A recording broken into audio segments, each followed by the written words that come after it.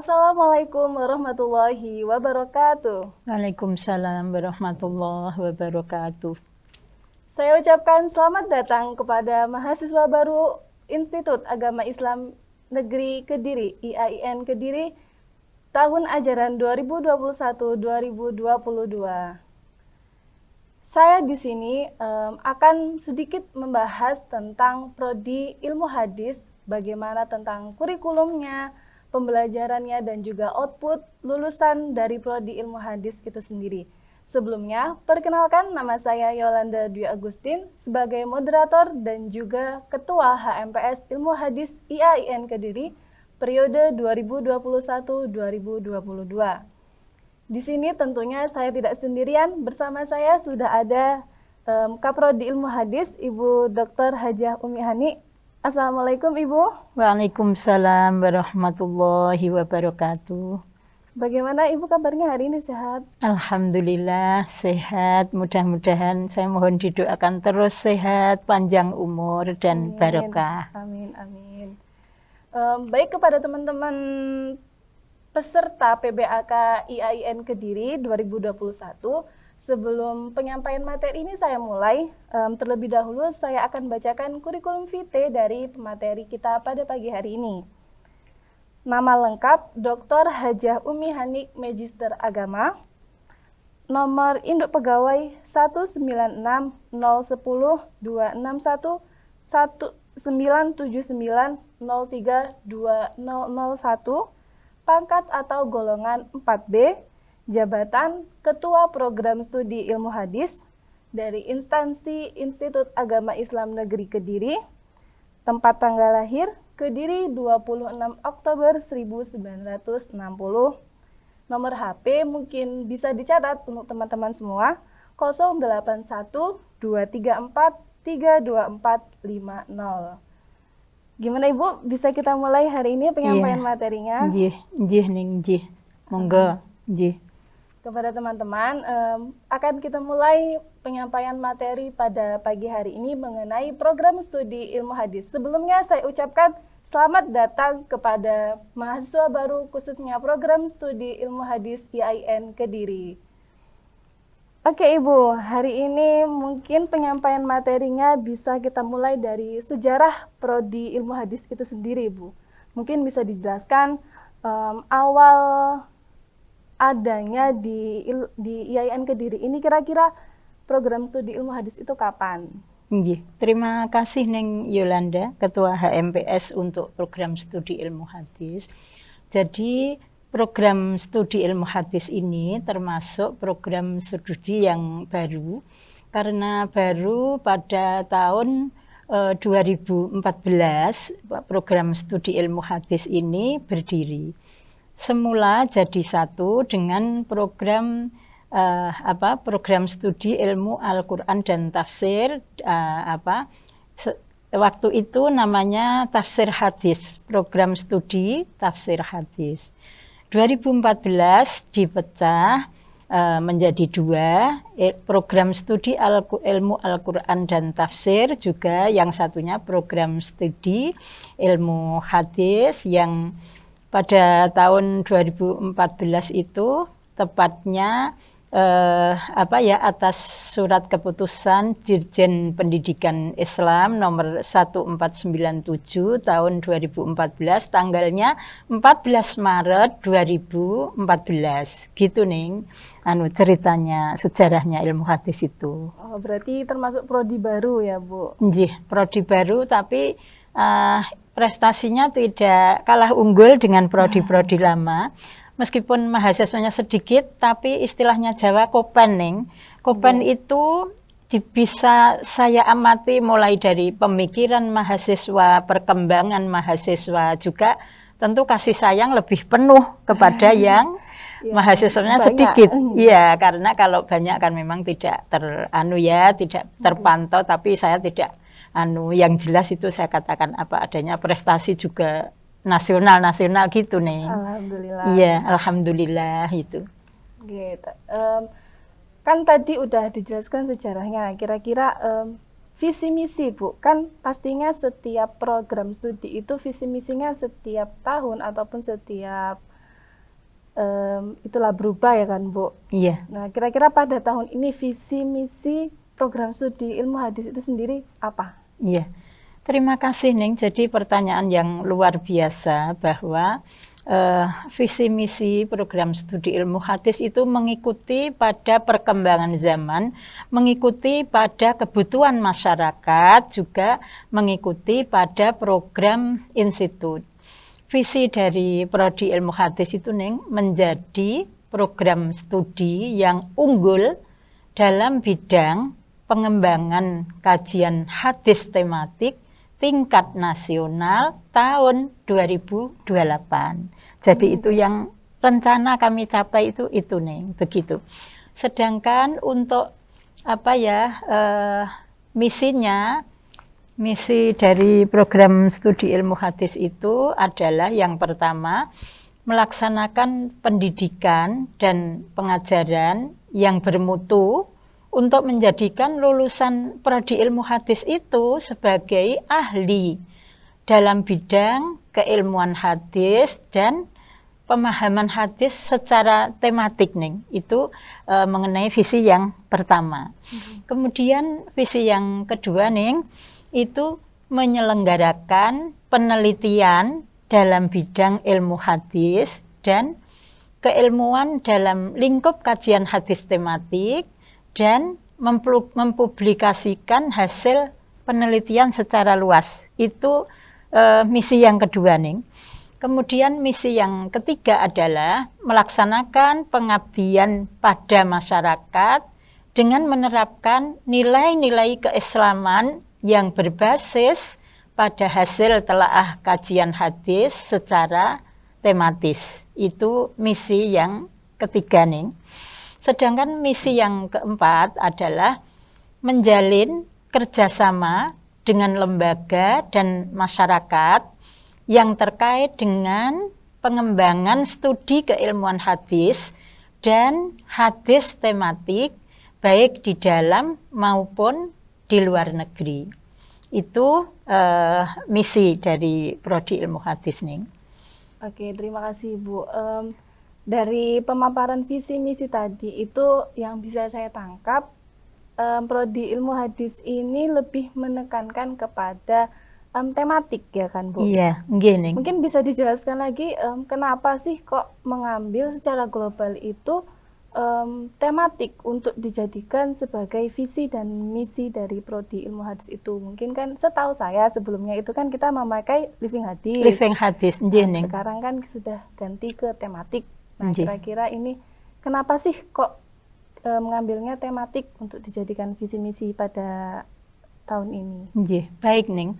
Jadi pengalian dari living hadis ke tematik itu karena kebutuhan masyarakat nih.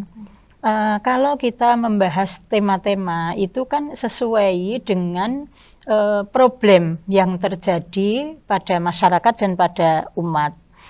Sedangkan untuk solusi problem itu problem solving itu memang kami dari Prodi Ilmu Hadis berusaha untuk mengatasi masalah itu karena mengingat Al-Quran sebagai dasar yang pertama, hadis sebagai dasar Islam yang kedua. Jadi menurut kami itu masalah yang perlu kita harus utamakan karena memang kita kan sebagai akademisi kita harus ikut serta mengatasi permasalahan-permasalahan di masyarakat. Itu nih.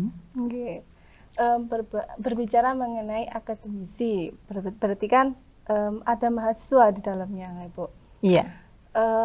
Setiap tahunnya Prodi Ilmu Hadis pasti mengeluarkan wisudawan terbaiknya. Iya. Nah, kira-kira setelah sudah berapa angkatan Bu yang berhasil yang sudah lulus dari Prodi Ilmu Hadis itu sampai saat ini?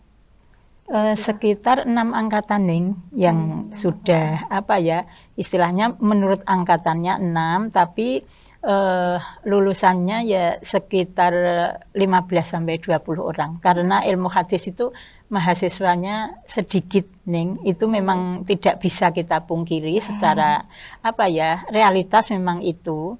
Tapi ya saya alhamdulillah Ning, artinya anak-anak itu betul-betul bersungguh-sungguh dan betul-betul mendulang prestasi. Itu yang saya syukuri itu Ning. Iya. Jadi kita tidak mengejar kuantitas tapi kita mengejar kualitas. Karena kualitas itu nanti yang akan bisa meraih visi misi yang kita canangkan itu. Gitu Ning. Ya, dari lulusan-lulusan itu Bu, kira-kira sekarang mereka di masyarakat ataupun sesuai lah dengan bidang yang mereka kuasai, itu kira-kira gimana? Maksudnya kayak ada yang bekerja di mana gitu, atau sekarang lagi melakukan kegiatannya apa gitu-gitu, gimana? Nggih Ning. Luar biasa pertanyaannya ya, terima kasih Ning. Jadi lulusan prodi ilmu hadis itu sebagian besar mereka menjadi guru di SD, di SMP, di madrasah diniyah, di Taman Pendidikan Al-Qur'an. Mereka lulusan itu sebagian besar langsung terjun sebagai guru, sebagian besar nih. Juga guru di madrasah diniyah, juga guru di Taman Pendidikan Al-Qur'an, juga ada yang sebagai pengurus yayasan. Contohnya di Thailand seperti Sarawat Tontowi itu, beliau saya lihat itu menjadi pengurus yayasan lembaga pendidikan Islam di Thailand. Itu kemudian ada juga yang masih kuliah di S2 nih. Ada masih kuliah di S2 di UIN Surabaya. Ada juga yang menekuni soft online itu. Jadi sekarang kan masa pandemi ini luar biasa, kalau soft online itu lancar itu Ning. Tapi saya tidak apa-apa, saya tetap memesankan, jadi apapun dimanapun panjenengan semua harus menjadi yang terbaik. Mengapa hanya menjadi yang baik kalau kita bisa menjadi yang terbaik? Gitu Ning, pesan saya kepada semua alumni itu. Bahkan saya sampai sekarang pun saya juga masih komunikasi Ning dengan alumni itu, saya masih komunikasi, saya ingin katakan sesuatu yang kira-kira mereka butuhkan itu saya katakan. Ya, itu yang Ning, yang informasi mengenai output lulusan prodi ilmu hadis itu kemana saja. Saya katakan begini Ning, sing penting panjenengan kuwi lahir dhisik gitu. Lahir dhisik, soal bayi lahir nanti akhirnya jadi apa itu Allah yang mentakdirkan. Insya Allah kalau Allah mentakdirkan itu adalah takdir yang terbaik Ning. Kita tidak tahu rahasia Allah, jadi apapun yang penting jadi yang terbaik. Jangan hanya jadi yang baik tapi yang terbaik. Karena itu saya sering gini nih, saya sering memesankan manjada wajada. Siapa yang bersungguh-sungguh insya Allah akan mendapatkan. Seperti itu nih. Gitu nih. Oke, terima kasih Bu. Tadi sedikit menarik Bu mengenai lulusan yang dari Thailand. Jadi di prodi ilmu hadis itu sendiri ada mahasiswa dari luar negerinya Bu. Injih, ada nih, injih. Jadi di prodi ilmu hadis itu ada beberapa mahasiswa dari Thailand.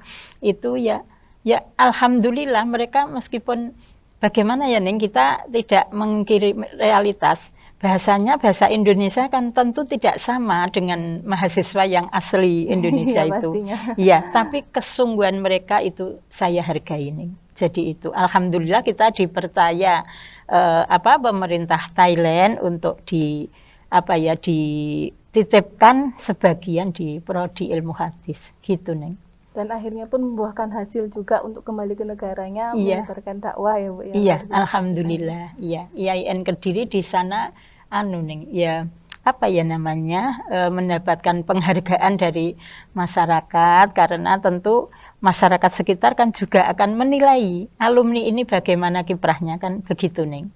Nggih. Ya, jadi perlu teman-teman semua ketahui juga dari prodi ilmu hadis itu sendiri memiliki mahasiswa dari luar negeri. Nah, tepatnya itu di Thailand, dan juga sudah ada yang lulus dan alhamdulillah membawa keberkahan untuk negerinya juga membantu menyebarkan dakwah di sana. Luar Nggih. biasa sekali ya teman-teman. Alhamdulillah. Alhamdulillah. Untuk selanjutnya Bu, Nggih. tadi kan udah tentang lulusannya nih. Nggih, Sekarang nggih. kita berbicara mengenai kegiatan yang dilakukan mahasiswa program studi ilmu hadis itu sendiri. Nggih. Nah, ketika berbicara mengenai perkuliahan, Nggih. materi-materi ataupun kurikulum mungkin bisa disampaikan Bu kepada mahasiswa baru prodi ilmu hadis. Nggih. Baik Ning. Jadi di dalam program studi ilmu hadis ini Ning Yula itu ada 2 kurikulum yang kita laksanakan, yaitu kurikulum KKNI. Yang pertama, yang kedua adalah kurikulum peninjauan kurikulum. Bagi semester-semester awal pakai peninjauan kurikulum. Sudah 2 tahun ini Neng. Untuk semester yang atas itu memakai kurikulum KKNI. Kita ada 8 semester Neng. Jadi perkuliahan itu dibagi 8 semester. Yang semester pertama adalah pendidikan Pancasila itu Ning. Kemudian bahasa Inggris, bahasa Arab, bahasa Indonesia, metodologi studi Islam, studi Al-Quran, studi hadis, usul fikih, Islam dan sains, juga ilmu sosial dan budaya dasar. Itu semester pertama Ning. Kemudian semester kedua, anak-anakku para mahasiswa yang saya cintai, itu panjenengan nanti akan disampaikan mata kuliah oleh dosen-dosen yang berkualitas, yaitu pendidikan kewarganegaraan, fikih, filsafat umum, teologi Islam, tasawuf, kemudian studi teks hadis Inggris, bimbingan membaca kitab, ilmu tafsir, kemudian studi sanad, kemudian studi ilmu takhris, hadis, dan tahfidz al-hadis 1. Tapi anak-anakku yang saya cintai para mahasiswa baru itu ada kuliah-kuliah prasyarat yang nanti panjenengan akan bisa membaca dari slide ini, atau juga panjenengan akan bisa membaca dari kurikulum, buku kurikulum Fakultas Usuluddin Dakwah yang ada itu ya.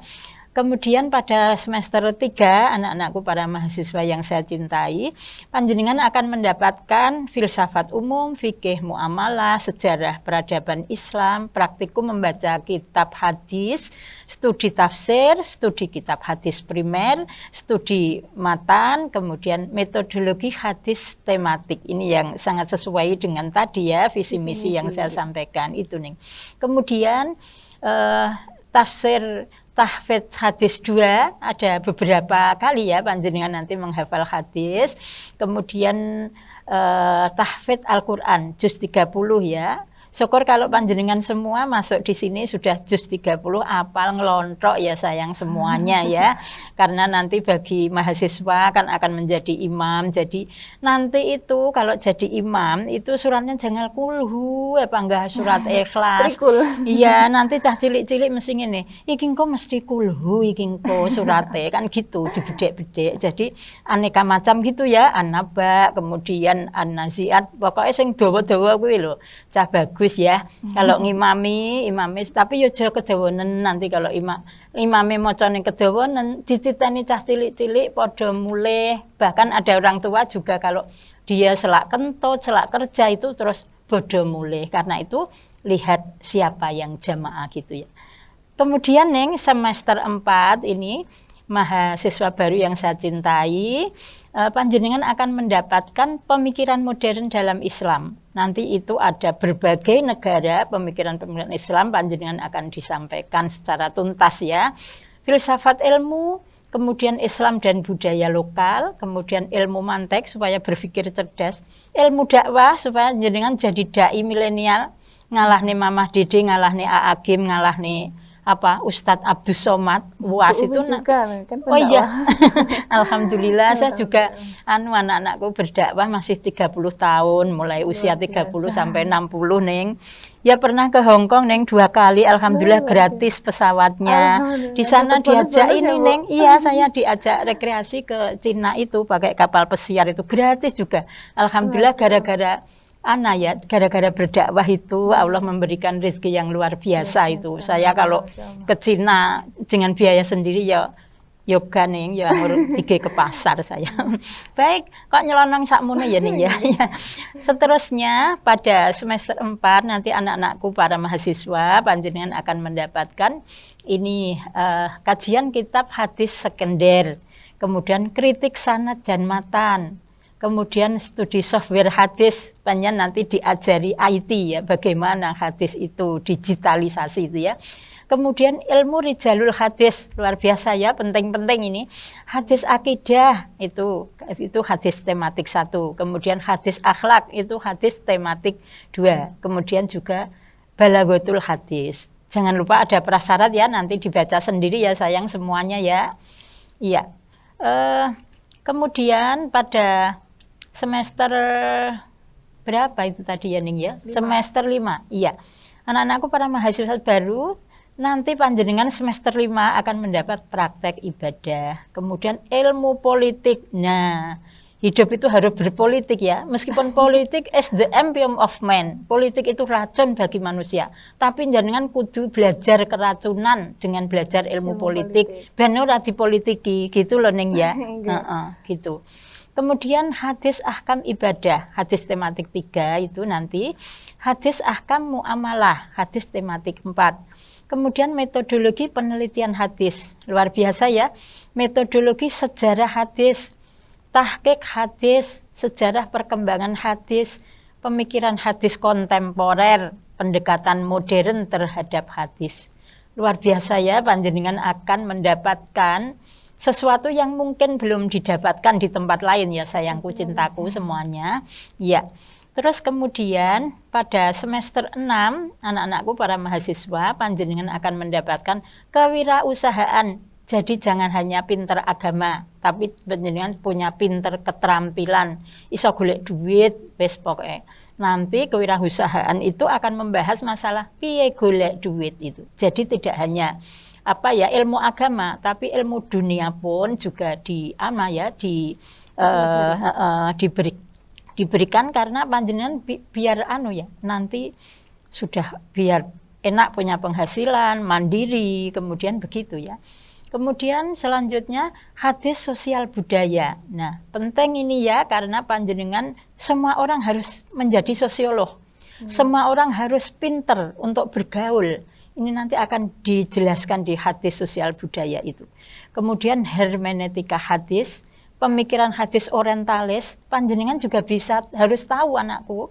Karena biar kalau kita wawasannya luas, nyun sewu, tidak omong sembarang dengahi nyaut, awake dhewe awor sapa-sapa iso, tidak minder karena kita punya bahan untuk berpikir secara dalam, tajam dan luas, itu sehingga kita pede. Nah, pede itu. Kemudian pemikiran kajian hadis di Indonesia. Ini penting ya, karena kita ada di negara Indonesia, warga Indonesia. Indonesia tanah airku,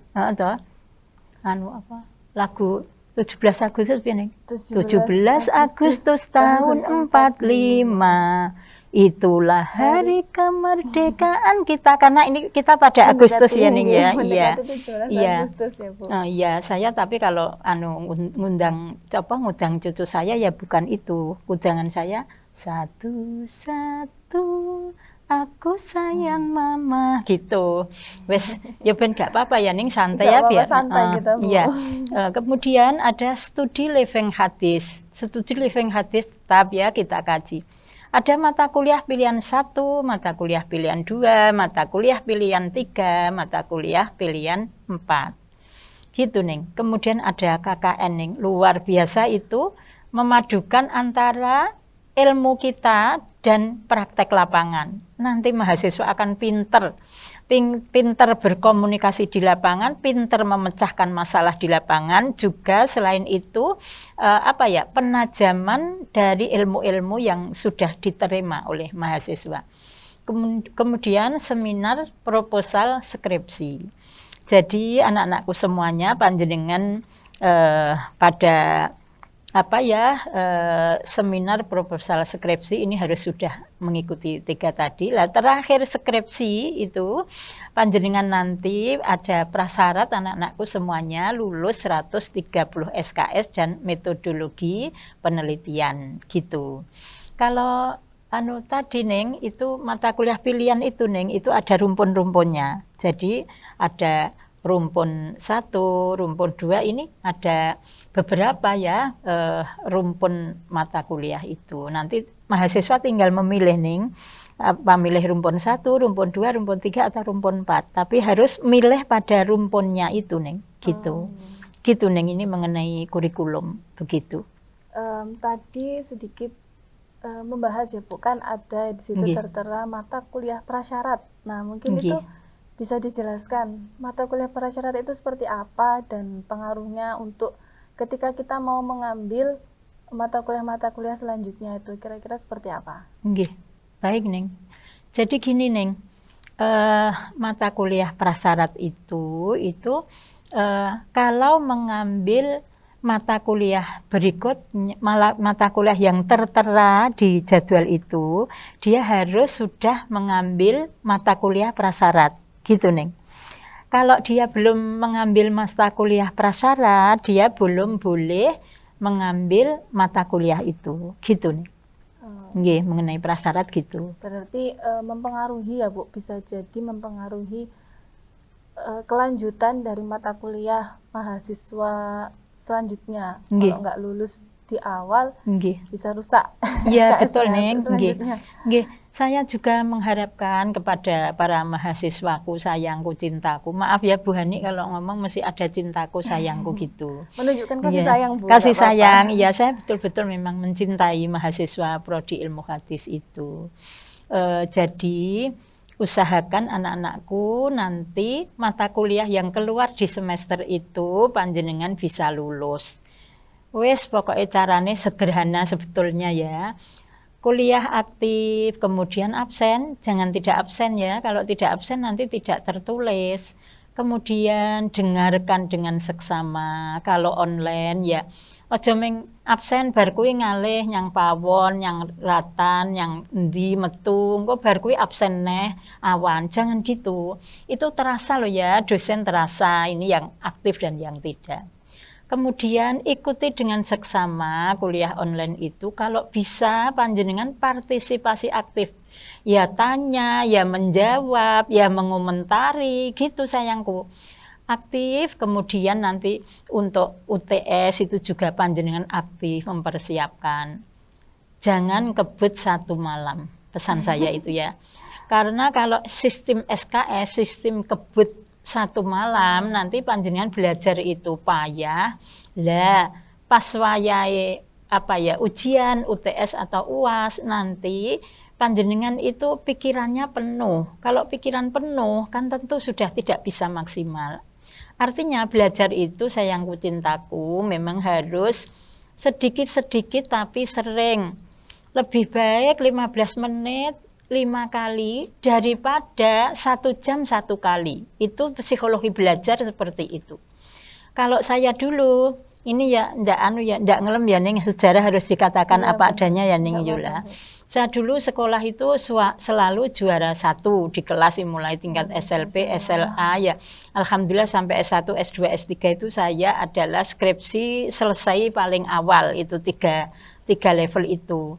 Apa yang saya lakukan sederhana, setiap guru atau dosen baru mengajar anak-anakku, itu malamnya saya buka kembali, hanya saya ingatkan kembali ke dalam pikiran saya. Itu ibarat ikan di laut, kalau baru ada informasi dari dosen, baru kita membaca, itu ikan itu hampir ada di permukaan laut. Tapi kalau kita bukanya dari materi yang kita terima itu 1 bulan kemudian, apalagi kalau hanya akan UAS atau hanya akan UTS, itu nanti ibarat ikan itu ada di dasar laut. Kita pancing sulit, kita pegang sulit. Itu saya falsafah itu yang saya pakai selama saya sekolah, saya kuliah itu. Jadi itu ya sayangku, wong tidak lama kok panjenengan itu hanya 8 semester. Saya mengharapkan 8 seluruh mahasiswa ilmu hadis itu lulus wisuda. Itu dalam doa-doa saya dan dalam motivasi saya kepada mahasiswa. Oleh karena itu, gini, tandang gai atau belajar atau apa saja, jangan kamu tunda sayangku. Karena ditunda pun tetap menjadi tanggung jawab kita. Justru menunda itu malah menumpuk masalah yang harus kita selesaikan. Ada ada hal yang perlu kita kerjakan. Ada yang kita kerjakan. Bahkan saya sangat ekstrim ya anak-anakku, mohon maaf ya. Saya pernah menguji mahasiswa psikologi. Itu judulnya itu Neng Yola, menunda-nunda pekerjaan adalah kelainan jiwa. Nah, hebat toh itu. Jadi ketika kita menunda-nunda pekerjaan itu termasuk dalam psikologi itu, penelitian psikologi itu termasuk ada kelainan jiwa. Nah, karena itu saya juga baru nguji Ning, pemoga nguji saya ndak tahu karena saya sosiolog, saya dari ilmu sosial. Jadi itu. Karena itu anak-anakku semuanya usahakan jangan menunda pekerjaan. Ada daily activity. Ada rencana harianmu, tulis di kamarmu besar-besar bahwa 03.00 tahajud, 04.00 itu tadarus, 04.30 subuhan. Sekian kamu aktivitas ini. Sehingga kalau ada molormu, mohon maaf ya, itu kamu melihat daily activity, oh iya, saya sekarang waktunya ini. Kalau ada pelanggaran dari pelaksanaan rencanamu, kamu akan memberi hukuman kepada dirimu.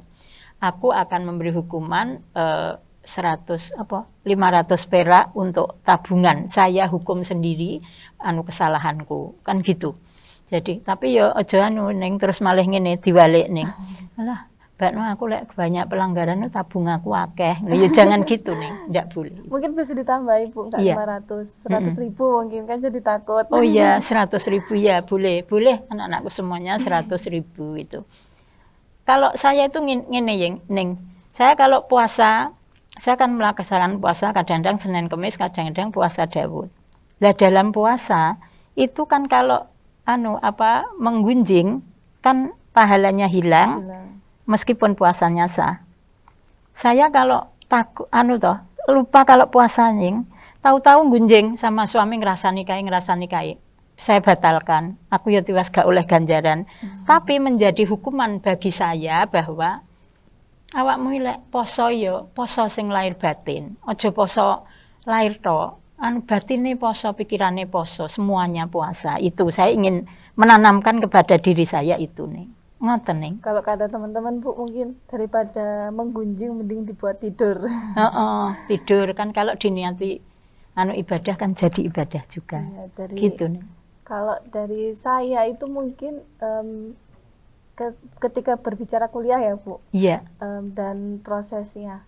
Kayak sedikit tadi ngambil dari perkataan Bu Umi, jadi ilmu itu ibarat hewan liar. Betul. Nah, catatan itu yang kita tulis selama kita kuliah, selama kita proses perkuliahan itu sebagai pengikatnya. Jadi kalau nggak diikat, ya hewannya bakalan liar, kabur, dia akan lari. Tadi. Iya, betul Ning. Dan saya setuju sekali dengan psikologi belajar bahwa belajar itu adalah pengulangan. Orang hafal Quran setelah dia tidak murojaah itu bisa lupa Ning. Di pondok hafal alfiyah, ko ngarep, ko mburi, ko tengah, kondi apal. Tapi kalau tidak diulangi hafalan, dia bisa lupa Ning. Jadi ilmu itu menurut saya adalah hafalan. Hafalan, saya tetap mencanangkan itu hafalan. Tapi tentu ada pengertian yang dalam, ada perasaan yang luas gitu ya. Iya, jadi gitu Ning. Kalau saya ya pesan kepada para mahasiswa ya, usahakan menjada wajada. Siapa yang bersungguh-sungguh pasti akan mendapatkan. Anak-anakku semuanya yang aku cintai, panjenengan kuliah tidak terus kuliah ya. Kuliah itu ada batasnya. Ternyata 8 semester 4 tahun Ning, ternyata juga sudah selesai. Kuliah S2 2 tahun, 3 tahun ternyata sudah selesai. kuliah S3 saya itu 4 tahun sudah selesai. Gitu Ning. Pokoknya jangan tunda-tunda waktu, syukuri semuanya. Ngoten. Syukuri ilmu hadis ini penting Neng, iki sing tak ucap nih ya. Karena hadis dasar Islam yang kedua dibutuhkan oleh semua umat Islam untuk kehidupannya, tidak hanya untuk kerja nggih. Ngoten Ning.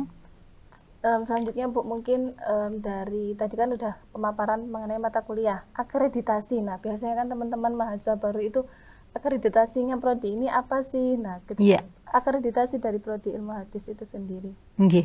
Jadi gini Neng, akreditasi ilmu hadis itu B, bahkan itu mendekati A Neng. Pada waktu akreditasi saya dari lembaga penjaminan mutu, apa ini banding ya supaya bisa A? Karena A itu hanya tinggal sedikit, angkanya tinggal sedikit. Jadi alhamdulillah kita akreditasinya B gemuk nih, B menjelang A. Iya, saya kalau mengistilahkan B gemuk karena B menjelang A, gitu nih. Iya, dari mungkin dari pemaparan yang tadi ya Bu, maksudnya ketika menjelaskan program studi ilmu hadis itu luar biasa, Masya Allah sekali. Selain lulusannya yang memang sangat diterima di masyarakat, kemudian mata kuliahnya juga luar biasa. Selain mempelajari tentang hadis, kita juga mempelajari tentang politik tadi, terus pendidikan Pancasila, bahkan sampai pendidikan kewarganegaraannya itu tadi. Nah, mungkin Bu sedikit aja sebagai penutup pesan-pesan untuk mahasiswa baru program studi ilmu hadis itu sendiri, kira-kira dari jenengan apa sebagai motivasi biar mahasiswa-mahasiswa baru itu semangat. Terima kasih para mahasiswa baru yang aku cintai, aku dambakan dan aku banggakan. Panjenengan meluruskan niat. Luruskan niat, jenengan niat sekarang itu mensyukuri pikiran yang cerdas, mensyukuri badan yang sempurna, mensyukuri orang tua yang mensupport, mensyukuri itu semua sehingga panjenengan fokus pada kuliah ini ya. Jangan mikir pacaran dulu, wis engko jodohnya teko dhewe ya, jodoh di tangan Tuhan. Jangan mikir kerja dulu karena alhamdulillah panjenengan mesti ada pembiaya, itu mesti ada. Jadi sekarang fokus kepada belajar, dan sekali lagi belajar 15 menit 5 kali lebih baik dari 1,5 jam 1 kali. Dan jangan lupa berdoa, karena doa 50% dari keberhasilan. Dan lurus saja, gak usah reno-reno, gak usah neko-neko, taati aturan kampus, taati aturan di rumah, taati aturan di jalan. Insya Allah pada pentaat itu Allah akan memberi hadiahmu dari Allah. Dan juga hadiahmu, hatimu yang damai, hatimu yang tenang. Kalau kamu lurus sesuai aturan, hatimu damai, hatimu tenang, tidak dikejar dosa, tidak takut konangan dan lain sebagainya, gitu ya. Lurus, jangan lupa tahajud, duha, sholat sunat semuanya wajib, dan one day one juz, one day one hadis, gitu ya. Terima kasih sayangku, minta maaf ya kalau ibu ada kesalahan, mudah-mudahan kamu sukses dunia akhirat. Amin ya rabbal alamin. Amin ya rabbal alamin. Luar biasa pembicaraan yang bermanfaat banget tentunya untuk saya pribadi dan juga teman-teman mahasiswa baru, sebagai penguat keyakinan. Kadang kan kalau mahasiswa baru itu kan Bu pasti ini nanti gimana ya, kuliah ini gimana ya. Nah, mungkin dari pembicaraan kita yang sederhana tadi itu bisa membangkitkan semangat buat teman-teman mahasiswa baru menjalankan proses perkuliahan pada semester ini. Mungkin bisa disudahi ya Bu pembicaraan kita.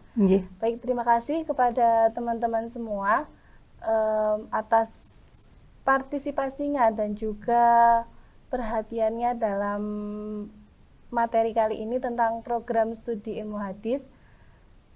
Buat teman-teman mahasiswa baru, semangat, tekun, dan juga fokus. Mungkin ketiga kalimat itu yang harus memang teman-teman semua ikat dalam pikiran dan juga hati teman-teman. Karena kalau nggak semangat, kita nggak fokus dan kita nggak tekun, mungkin yang awalnya niatnya kuliah malah bisa jadi berhenti ya Bu ya. Nggih ning. Oke, sekian dari saya. Semoga bermanfaat dari apa yang kami sampaikan tadi.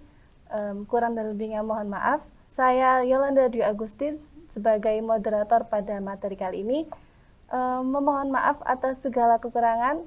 Assalamualaikum warahmatullahi wabarakatuh. Waalaikumsalam warahmatullahi wabarakatuh.